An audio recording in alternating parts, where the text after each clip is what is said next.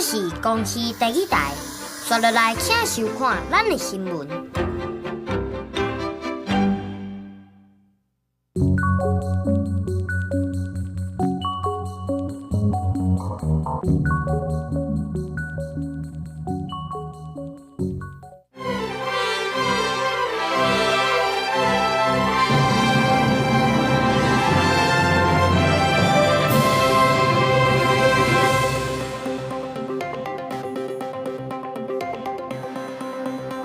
观众朋友，大家好，欢迎收看5月7日公司台记台下晡新闻，我是陈淑君。咱先来看今仔有啥物新闻重点。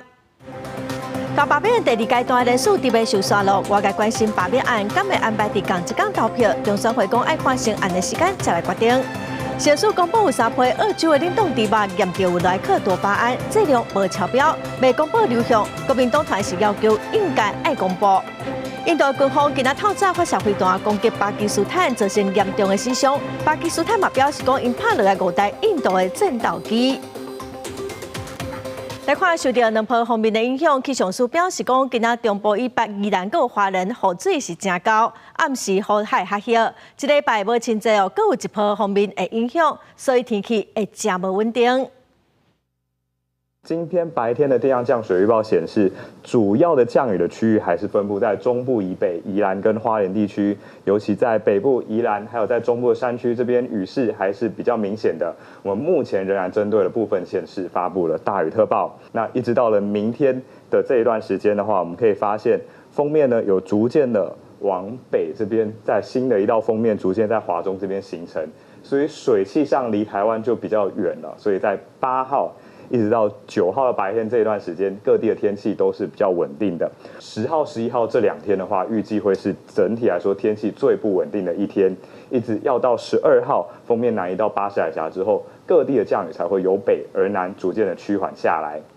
气象署表示讲，温度嘛受到落雨影响哦，雨水较高的所在，亲像北部今仔就较凉冷咯，明仔载雨较少，各地嘛较烧热，温度是到30度以上。该看昨嘉义南华大厦后园哦，有一台外包的校车伫北区的时，无去注意到讲后壁有人去弄到一个要去上课的查某学生哦，受伤是真严重，目前人搁伫加护病房。并且后园所传出严重的车祸，地点就伫嘉义南华大厦公车顶。7号早起，学校甲大西客运合作组的校车停伫公车顶，想袂到驶过驾驶伫北区的时阵。发现这车链后面熊熊缀着物件，落车看才发现弄到一个女大学生。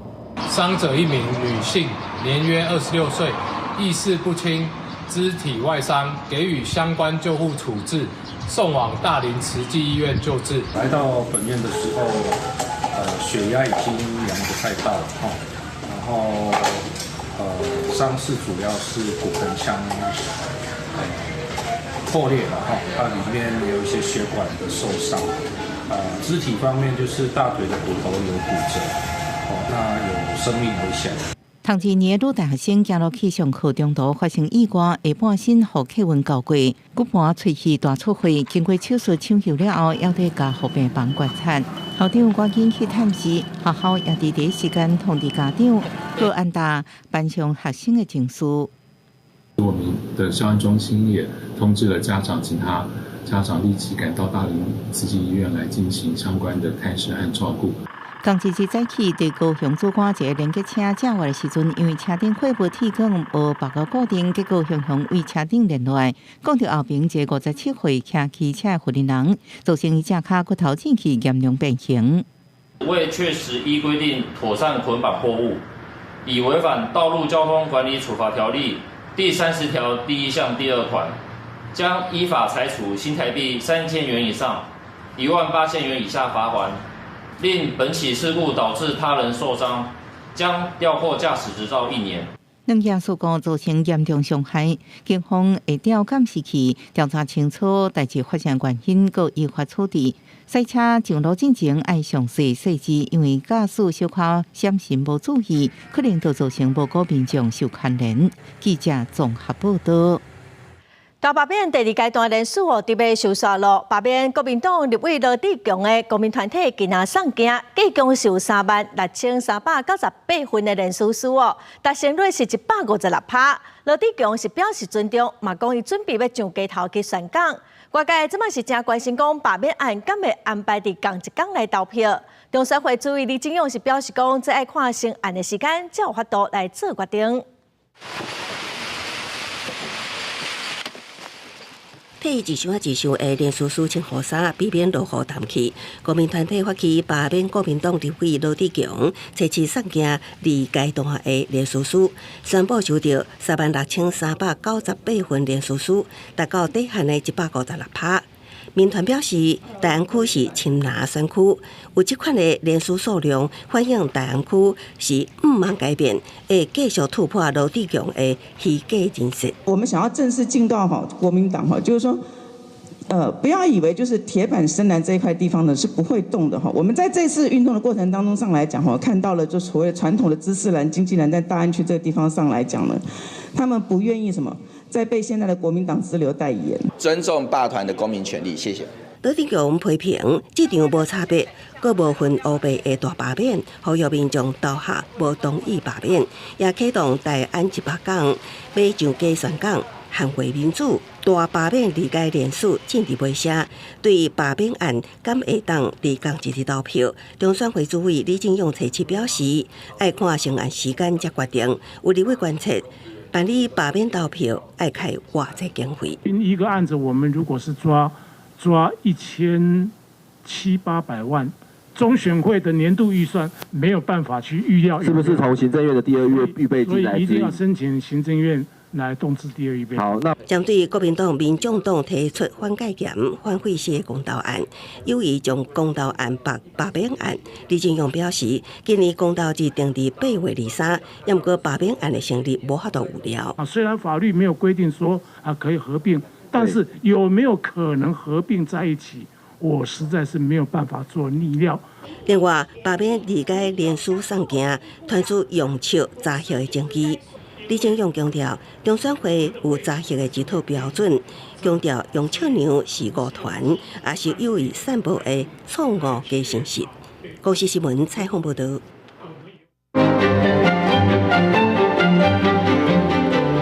全台目前针对立委、县市长各有议员计共是59件来进行第2阶段人数的罢免案，陆续拢开始到期了。有不少罢团已经送件。那中选会审查完成符合规定，就来进入第3阶段的投票。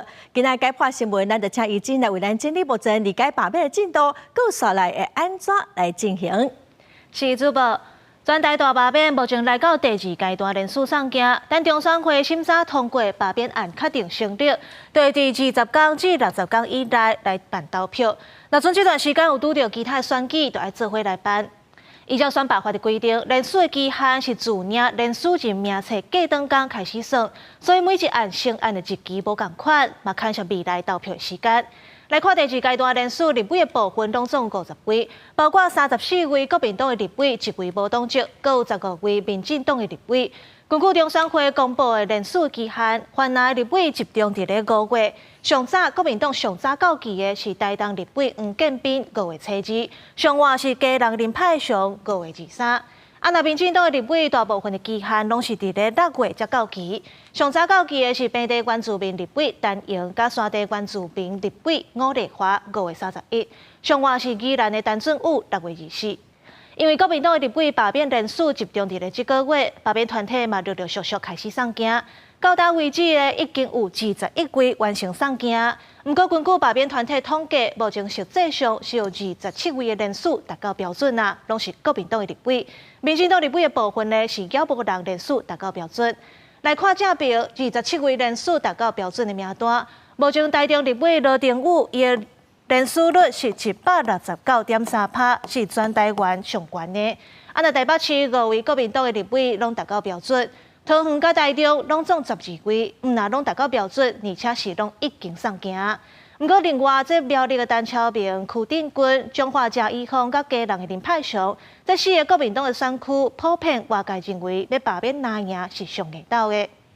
那大家是拢真关心第3阶段罢免投票敢会当办伫咧同一天。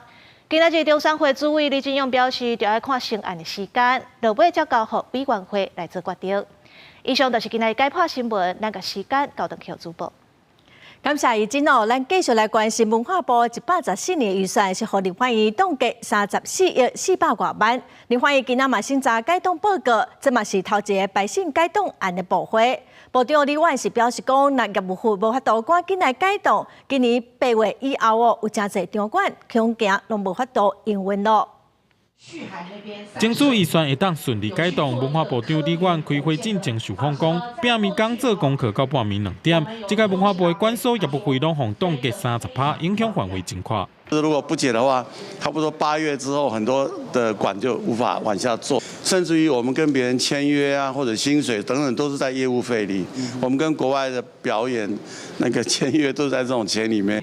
文化部互冻结49个案，金额达到34亿400多万，包括本部业务费冻结30%，还有公司甲台湾 Plus 冻结8.1亿，中央社冻结1520万。民众党立委刘淑彬特别点名公司戏剧听海影无符合历史事实。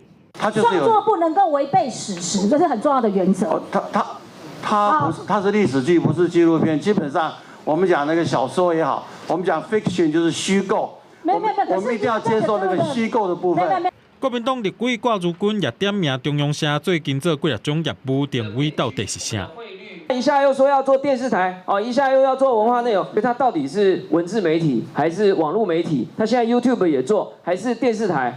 它只要不再违反我们本身中安社原来做的事情的话，这个部分我不知道结果会如何。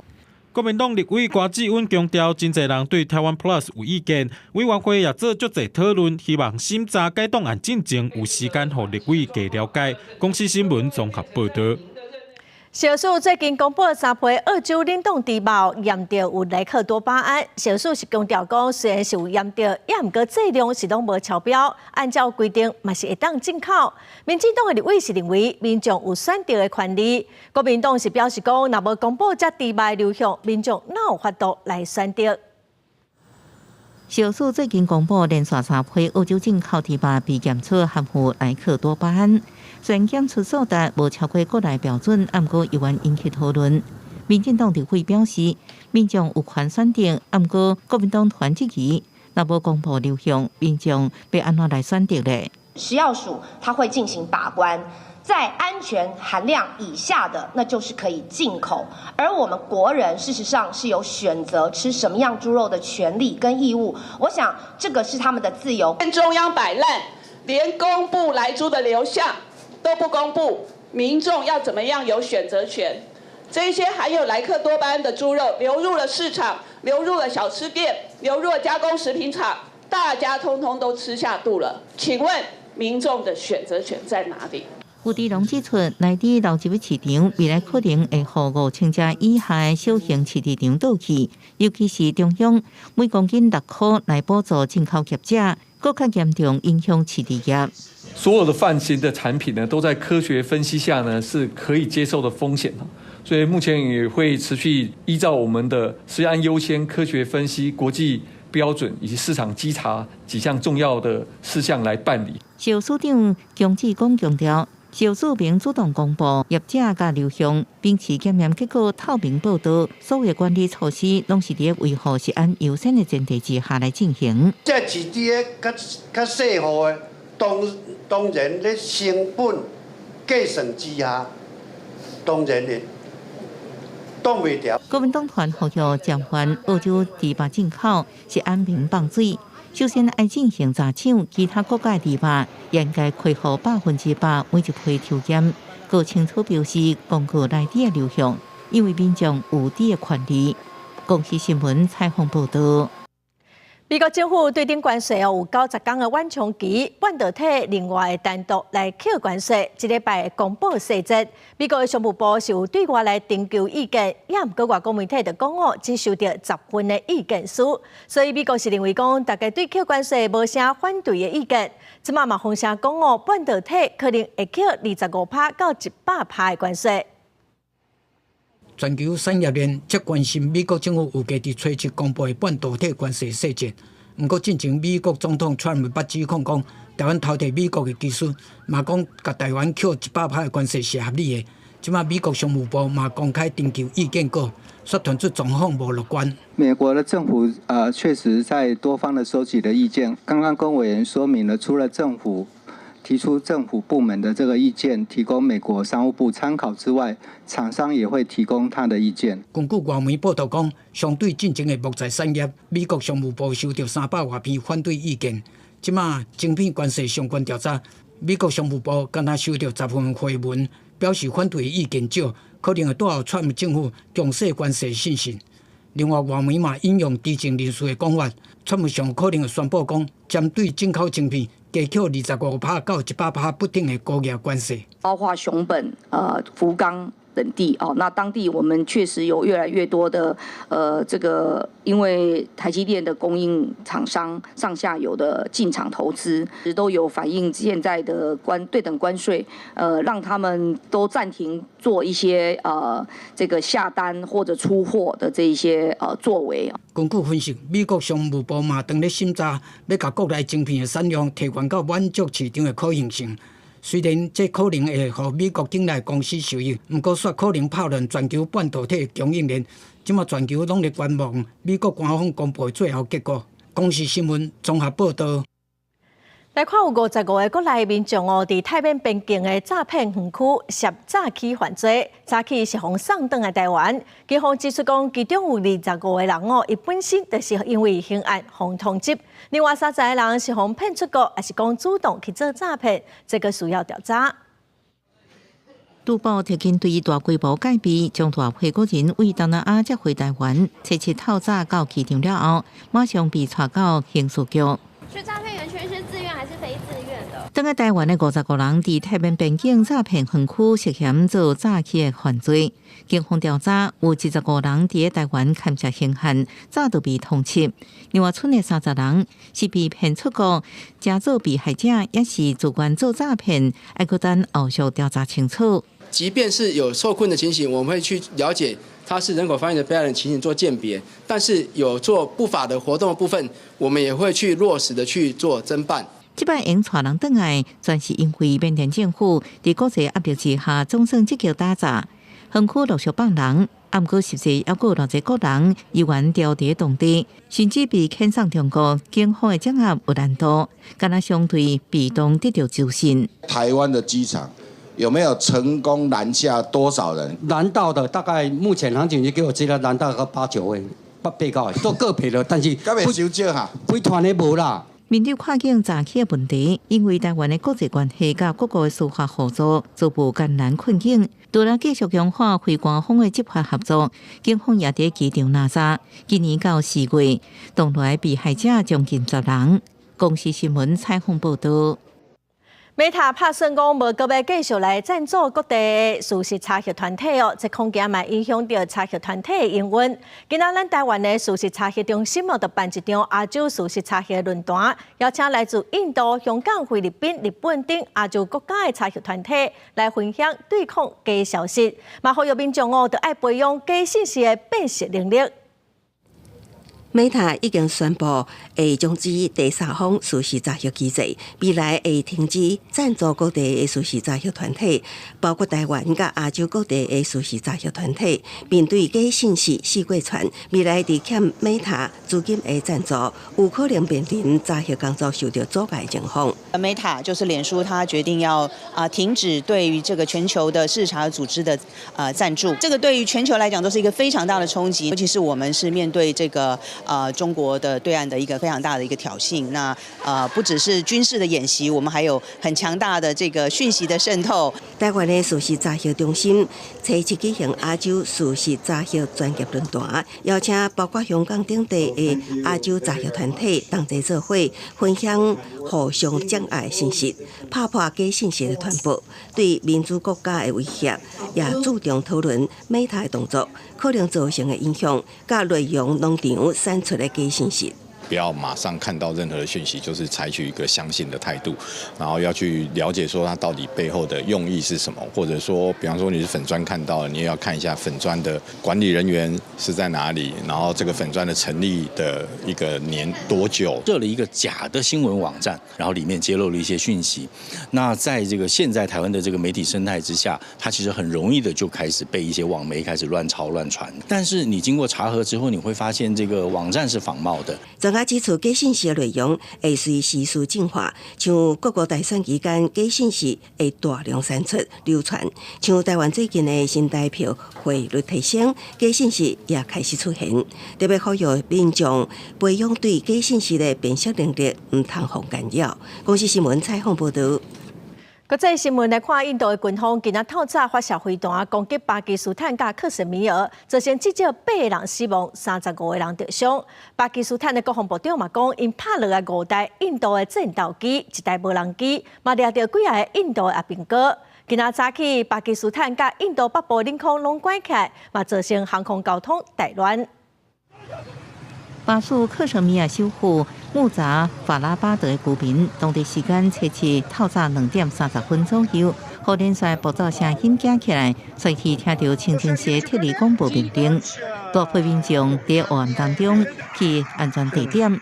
过程当中，阁有飞弹来，引起真大惊吓甲混乱，有数十人受伤，被送去10公里远的病院治疗。同一时间，印度军方是伫 X 官方账号宣布进行大号叫做“辛多尔行动”的攻击，也讲这是慎重正义。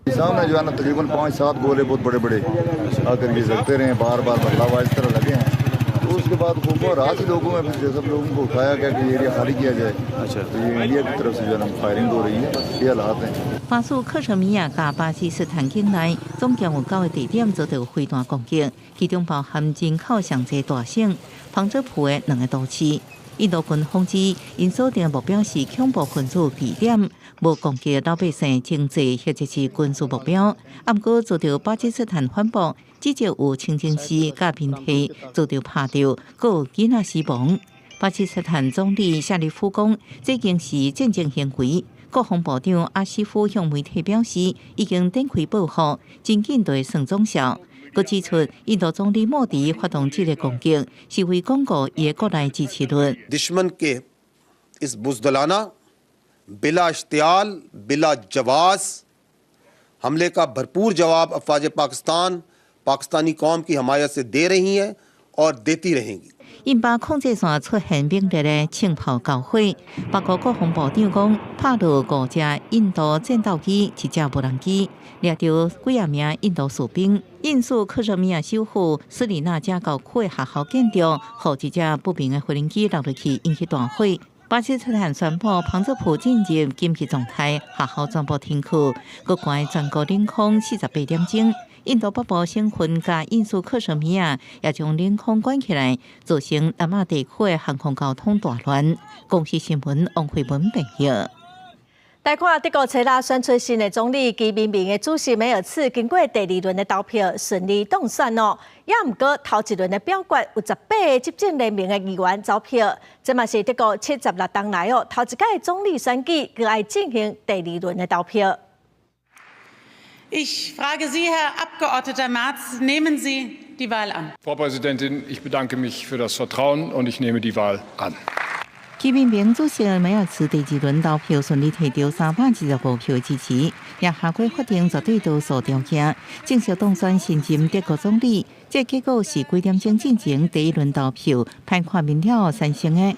伊第1轮冲关失败，敢若得到310票，二过半316票，差6票。那淡薄，梅尔茨的名声也是战后德国史上毋捌看到失败。归1949年德国恢复民主制度76年，毋捌有过总理候选人在联邦议院第1轮表决死去。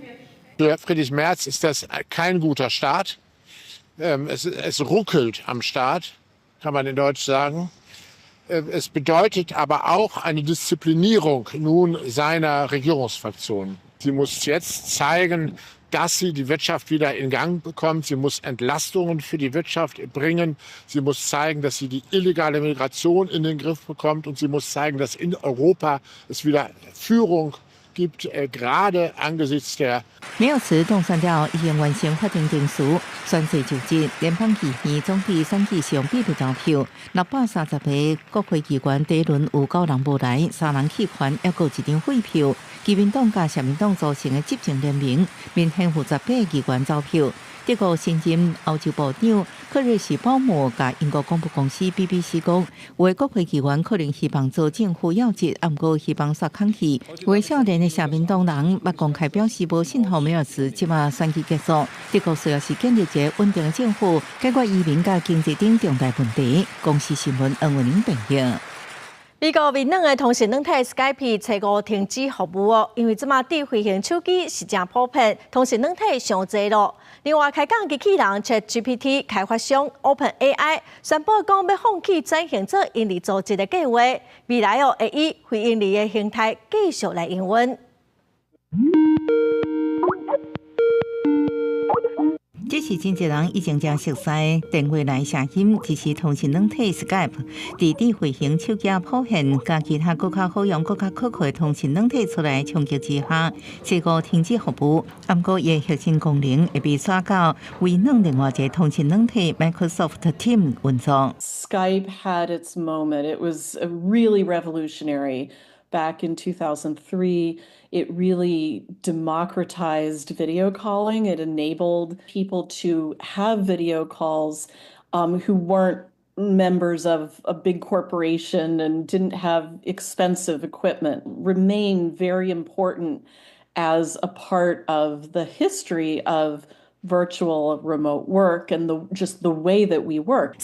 Skype 在2003年由几个瑞典电信员工甲单位科技业创办，推出到受国际通信客群的嘉许，伊用就是一对一、一对一视讯通话甲传输文件等，高峰期全球上亿的用户。微软2012年用85亿美金买来，新冠疫情期间，稳固工作需求扩大，视讯会议软体平台软，团体沟通工作平台拉去出来。Skype 功能做袂到，微软这个整合 Teams 甲其他 Office 应用程式来开发企业用户。就伫开讲机器人 ChatGPT 开发商 OpenAI 做到连续批评甲法律问题了后，结果宣布放弃转型做盈利组织。OpenAI 要推动计划改变伊盈利部门结果，筹募更较侪资金，对着人工智慧竞赛卡步。公司新闻黄文玲报道。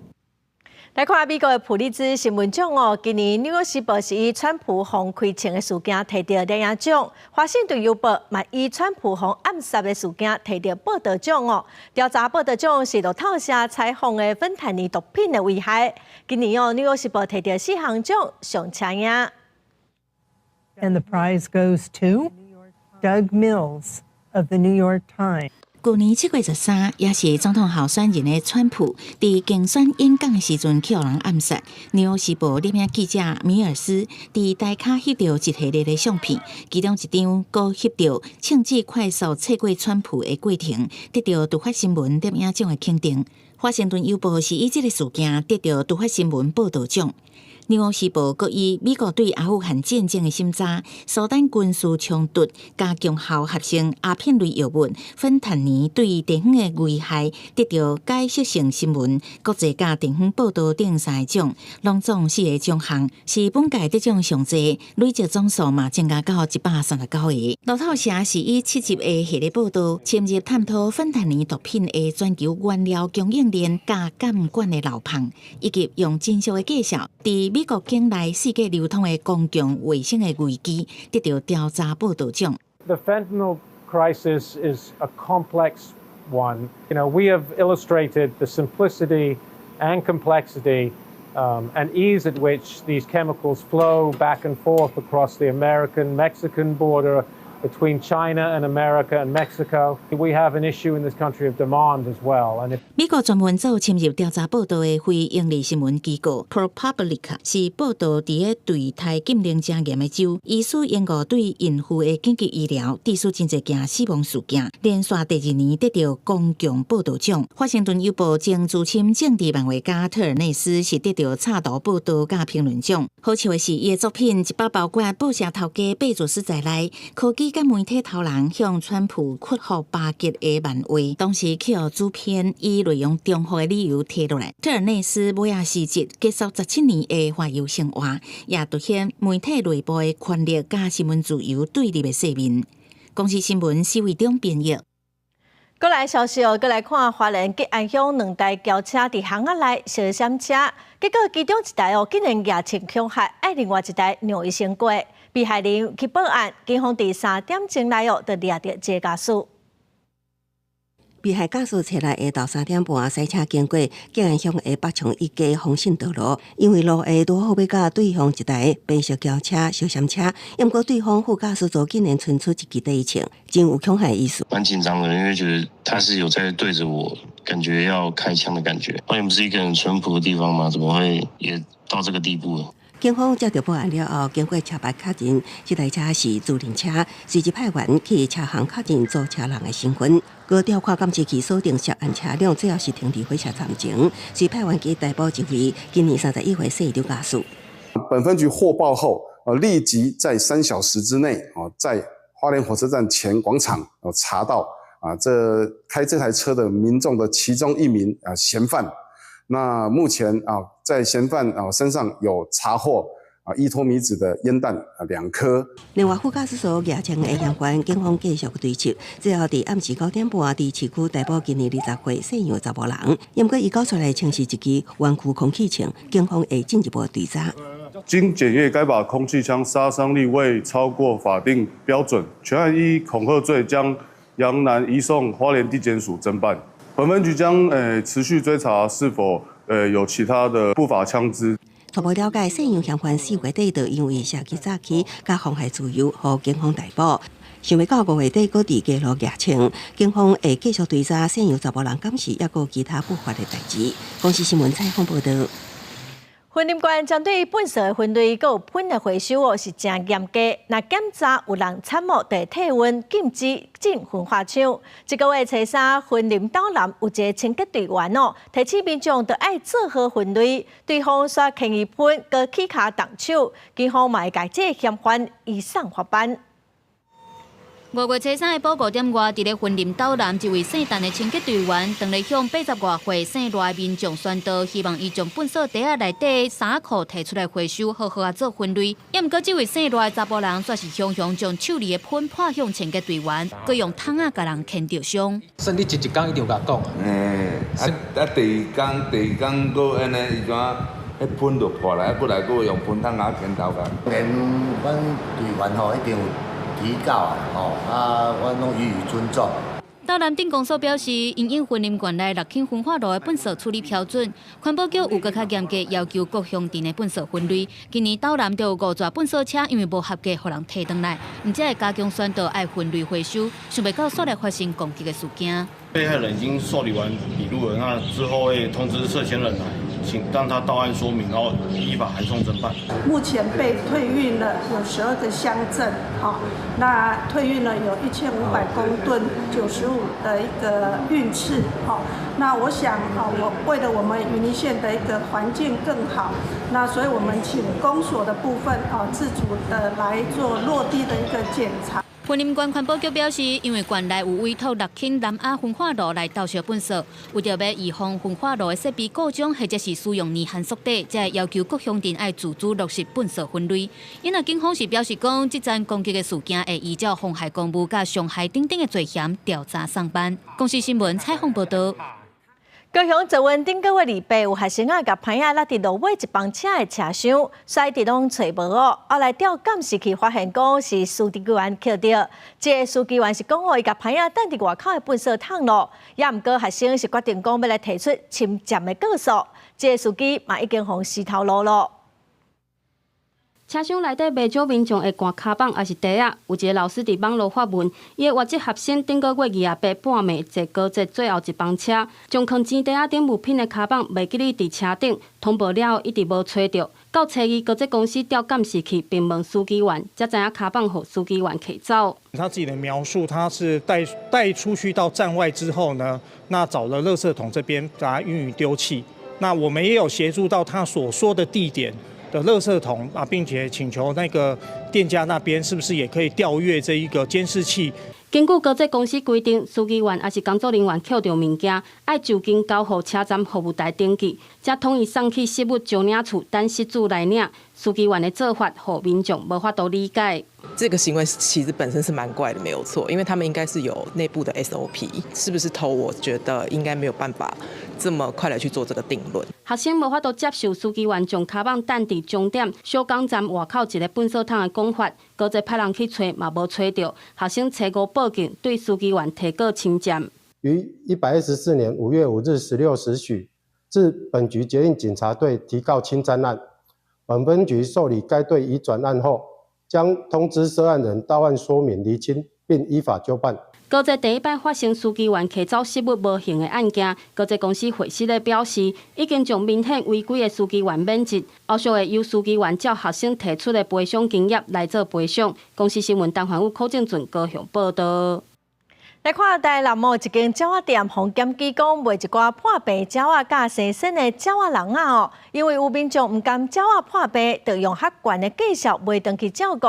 动保处去现场稽查，是以动保法来罚因15000块，若无改善哦，是会当来继续处罚。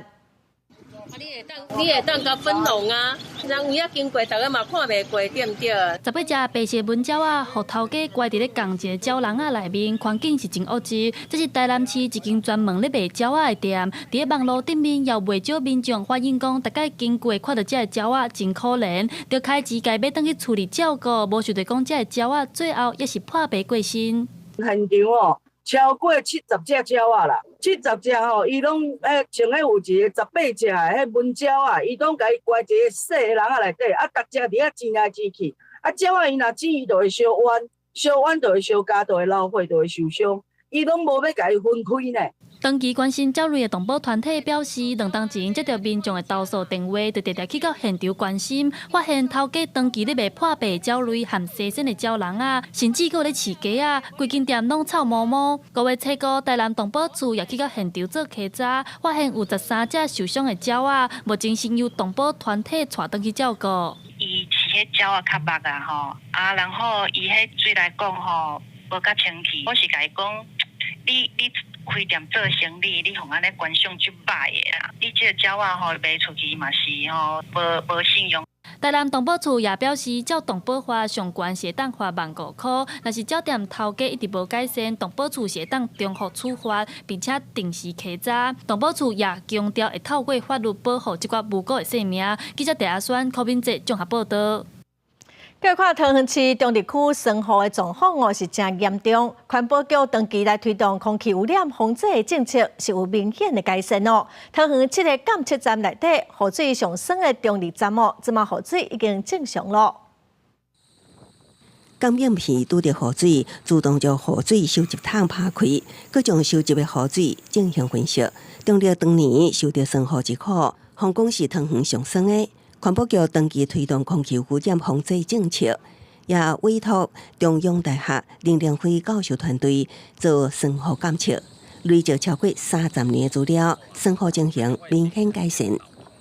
从长期的结果看到，硫酸跟离子浓度呢，比起1990年代甚至2000年这个时间呢，我们已经减少超过50%，所以呢，就让我们的雨水变得没那么酸。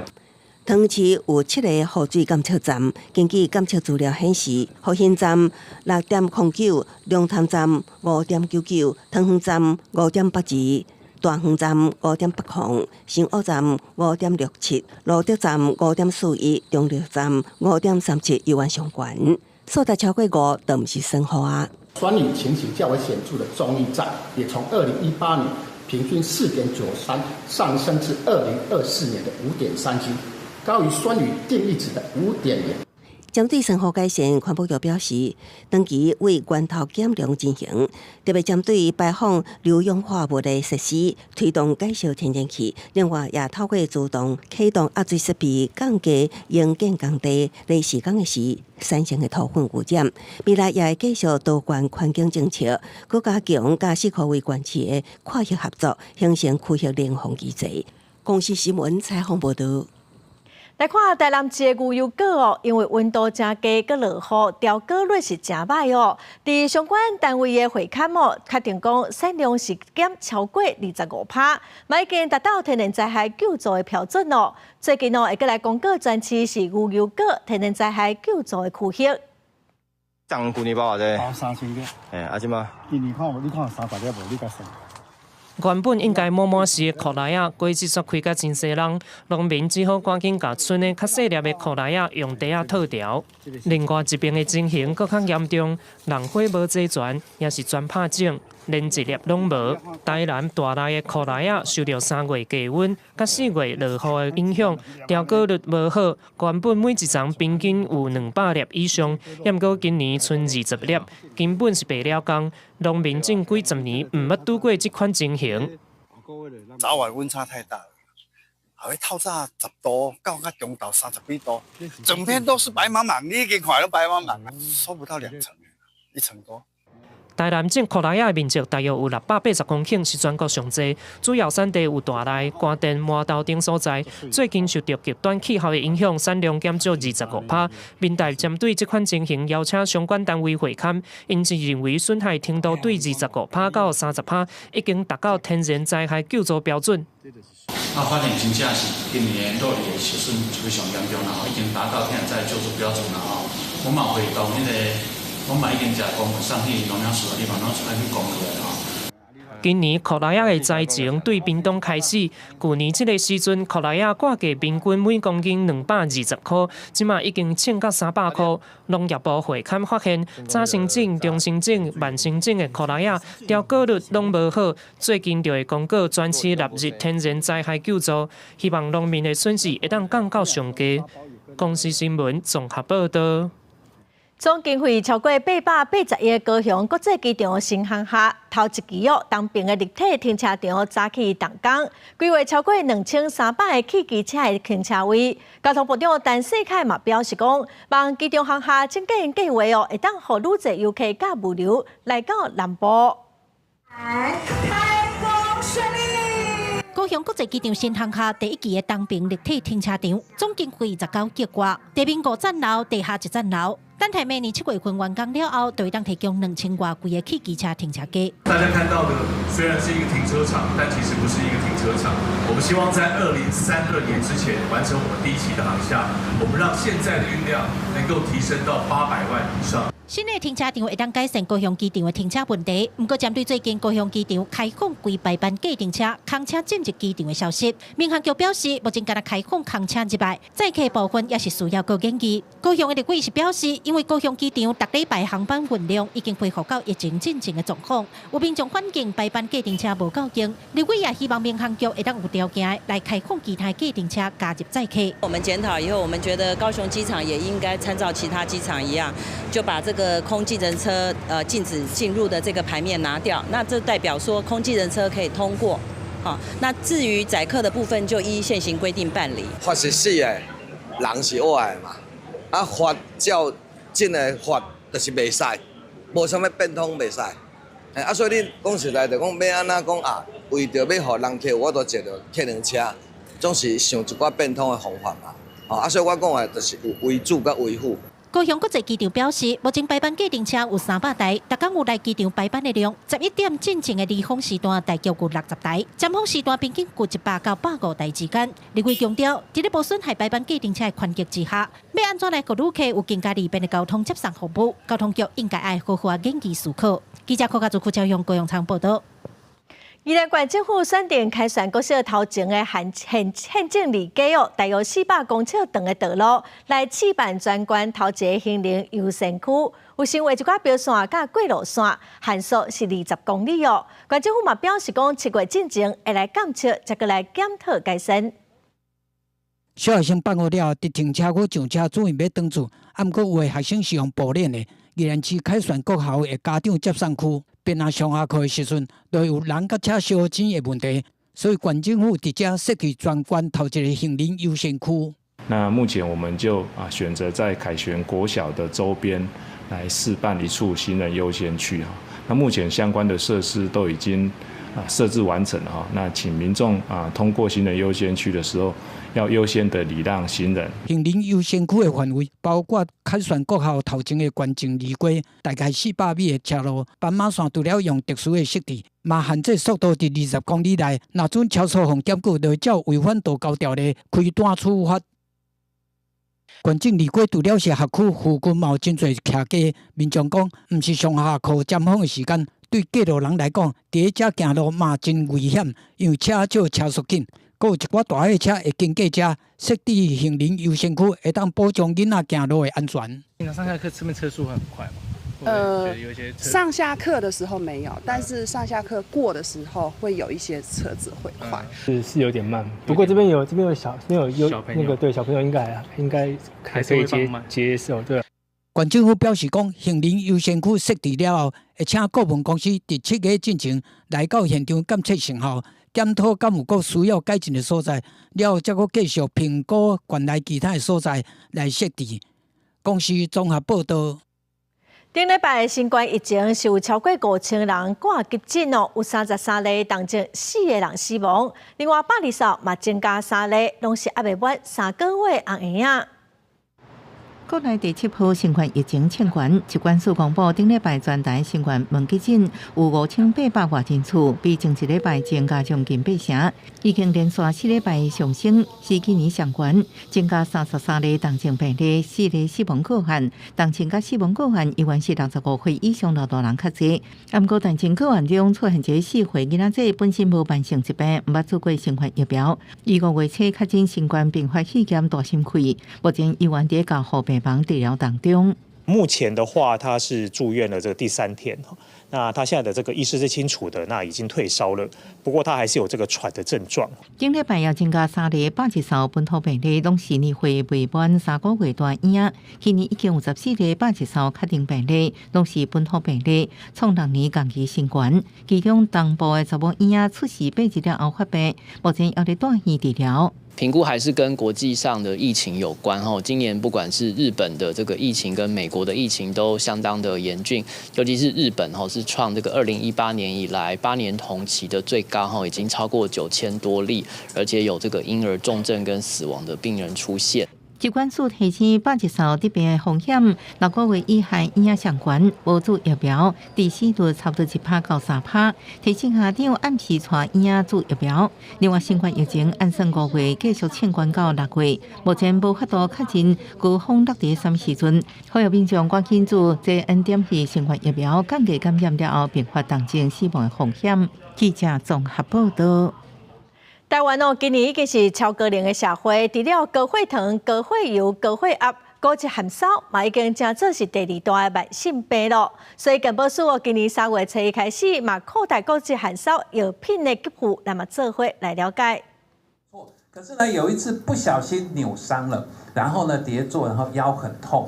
医师分享83岁女性糖尿病病人过去无骨质高血含烧的病史，无说离跋倒了后，才发现家己有高血含烧。经过卫福部统计，目前高血含烧已经成做台湾第2大慢性病。健保署对3月初一开始扩大高血含烧药品的给付，对象包括无骨质，毋过是骨质的高风险族群，一共有13万左右的人通受惠。那么，特别是对于有骨质疏松，同时合并有高风险的骨折的病人，不用等到这个发生骨折之后就可以使用这个骨质疏松的治疗的药物。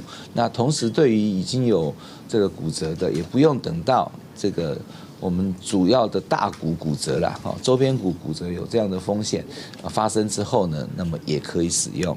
根据国健署资料显示，台湾60岁以上的人口，无分查甫查某，6个人都有一个高血含烧。若是有糖尿病、类风湿关节炎、长期使用美国仙丹的人，拢要特别注意。类风湿性关节的病人，其实有40%合并骨质疏松。就前面提的，本身疾病的机转或是疾病的药物，它会导致容易骨质疏松。你骨折过，它的风险就会一直提高。好，然后你如果没有合适的治疗的话，其实1年内的，其实它骨折的风险会大幅的提高。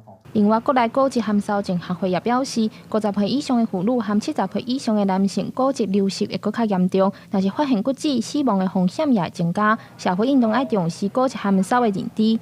这个健保扩大给付虽然通提早预防，医师建议上重要的还是要注意营养、运动强化筋膜，降低骨质流失的速度。记者张家嘅柯斌哲台北报道。有年癌朋友协会表示讲，有朋友反映一寡年癌药物的不健保哦，虽然有给付，也毋过上侪干了24个月，佮要继续治疗，就需要自费，1个月至少拢要10外万。卫生福利部嘛表示讲，会来讨论讲，看敢要来放零。每一种药它都有不同的副作用，那还有另外一点就是经济负担，因为有时候东西看得到，但是我们用不到，因为它真的太贵了。朋友潘小姐在8年前检查出年癌第4期，为着要治疗癌症，1个月自费的医药费嘛要开10几万。伊表示，一寡效果较好的年癌药物，健保敢若补助18至24个月，时间到就要自费也是停药。年癌朋友协会这几年为着要了解年癌末期患者的需求，有做深度访谈，嘛提出4大诉求，包括药物列入健保、含打造优先朋友的劳动环境等等。今天提出来的是新药的加速纳保，感谢政府有听到我们的声音，但是我有不足的地方是它有一些的限制，然后去除就业的歧视，让我们的乳癌的姐妹们、病友们都能够回到原来的职场。针对年癌末期药物的健保给付时间限制，卫福部表示，未来研议敢要延长时间。另外嘛指出，若清德总统上任以后，政府有编列癌症新药基金，针对年癌朋友协会呼吁爱扩大健保给付。卫福部表示，未来有可能会透过这项基金来处理。有些晚期的病人，发现说他治疗很有效。可是健保当初设计的时候呢，限制到它有时间的限制，那希望能够说延长这个时间的限制，所以我们现在会继续来研究这件事情。另外，真侪癌症朋友定因为要请假治疗，伫咧工课场受到刁难，也是雇主无愿意聘用的问题。劳动部表示，因为规划员工协作方案，除了提供朋友心理支持，针对企业嘛有提供雇主雇用奖助津贴、各有工作津贴，也是就业奖励等等，希望互朋友伫咧治疗的过程，在工课场也通受到照顾。记者卢尚如、郑俊尧台北报道。台积电文教基金会甲新竹县文化局合作，邀请台北剧团去到新竹，甲学生了解布袋戏的文化甲历史哦，佮教囡仔亲身来人红啊，学生哦是拢感觉真趣味。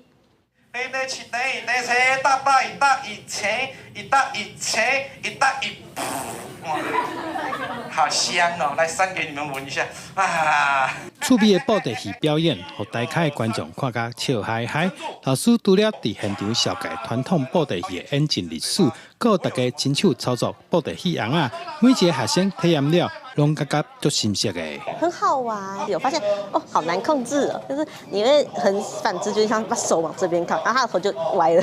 让我们更了解到一些台湾传统的文化。那特地有邀请在地的2个学校来体验这个木偶生旦净末丑里面的奥秘。注心推广传统文化，新竹县文化局甲台积电文教基金会合作，找来传统戏剧表演团体，除了早布袋戏红仔来以外，佮带学生熟悉锣、鼓、鼓吹这传统的八卦乐器。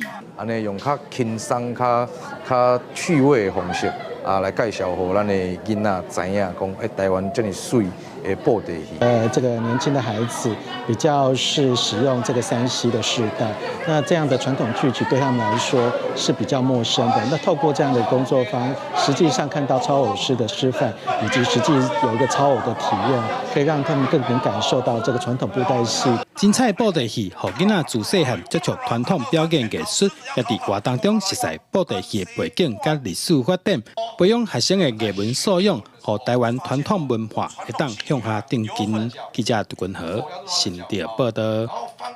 亚马逊河有一种海牛是目前世界上体型上细的海牛，已经用要断种了。巴西保育机构顶日救到一只海牛囝，保育人员饲2担水10公斤，饲到即马60公斤了。咱做伙来看卖。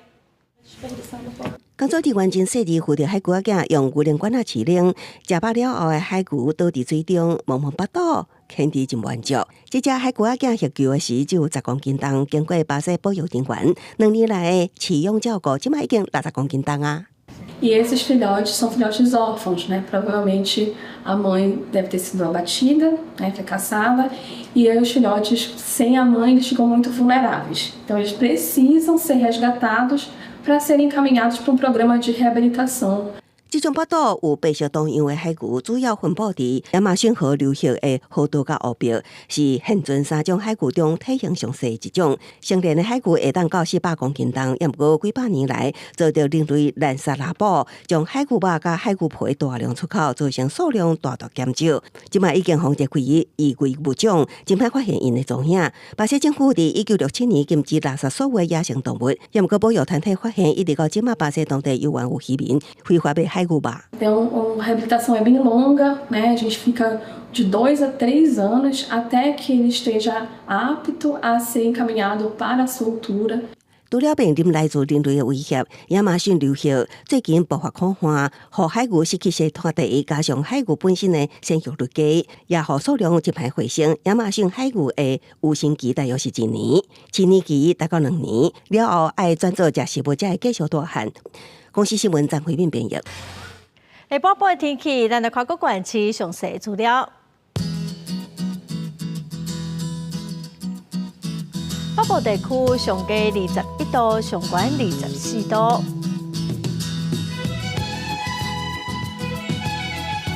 中部地区上低24度，上悬28度。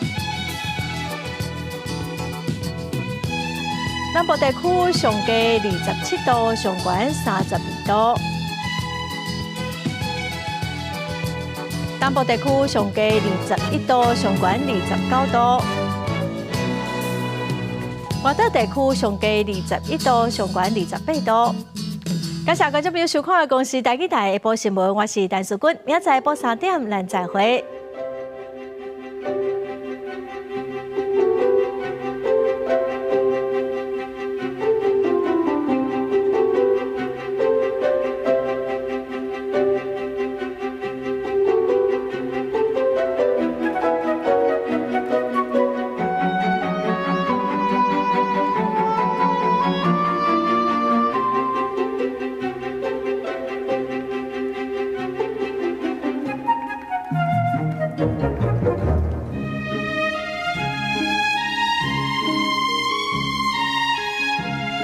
我想要做空姐，安尼就会使环游世界。